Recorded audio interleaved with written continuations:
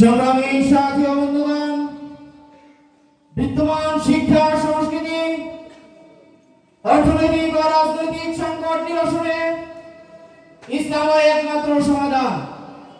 এই প্রতিপাদ্যকে সামনে রেখে নগর সম্মেলন 2024 এই পর্যায়ে প্রধান অতিথির ভাষণ রাখবেন এদেশের লাখ কোটি তাওহীদি জনতার হৃদয় স্পন্দন, বাংলার রাজনৈতিক ও আধ্যাত্মিক রহমান, বাংলার মাটি ও মানুষের নেতা, জননেতা আল্লামা মুফতি সৈয়দ মোহাম্মদ ফয়জুল করিম সাহেবের চরমনাই।